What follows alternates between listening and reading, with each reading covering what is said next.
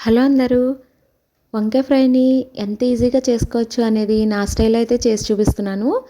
దీనికి onions, red chilli ఎక్కువగా తీసుకోవాలి. మంచిగా ఫ్రై చేసుకోవాలండి వీటిని ముందుగా. ఫ్రై చేసుకున్న వాటిని మిక్సీ జార్‌లోకి తీసుకొని వెల్లుల్లిపాయ, జీలకర్ర అనేది యాడ్ చేసుకోవాలి. ఇంతకు మించి మసాలా ఏమి వేయక్కర్లేదండి. వంకాయ ముక్కల్ని మనకి ఏ విధంగా కావాలంటే ఆ విధంగా కట్ చేసుకోవచ్చు. నేనైతే చీలికల కిందనే కట్ చేసుకున్నాను. కట్ చేసుకున్న ముక్కల్ని ప్యాన్‌లో వేసుకొని సాల్ట్ యాడ్ చేసుకొని మంచిగా అయితే ఫ్రై చేసుకోవాలి. ఎందుకంటే లోపల నుంచి మంచిగా కుక్ అవుతుంది ఇలా ఫ్రై చేసుకోవడం వల్ల. మనం ముందుగా తీసుకున్న ఆనియన్‌ని పేస్ట్‌లా చేసుకోవాలన్నమాట. మరీ మెత్తగా కాదండి, బరకుగా అయితే చేసుకోవాలి.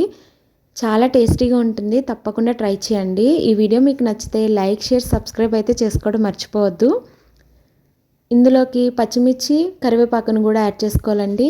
ప్యాన్‌లోకి మనం పచ్చిమిర్చి, కరివేపాకు అనేది యాడ్ చేసుకోవాలి.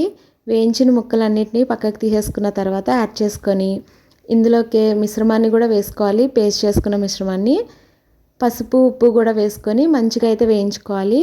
ఇందులోనే వంకాయ ముక్కలను కూడా యాడ్ చేసేసుకోవాలండి. ఇంకా ఎక్కువగా అయితే ఫ్రై చేయక్కర్లేదు. సిమ్‌లో 5 మినిట్స్ మనం కుక్ చేసేసుకుంటే ఫ్రై అయితే రెడీ అయిపోతుంది. చాలా టేస్టీగా ఉంటుంది. తప్పకుండా అయితే ట్రై చేయండి.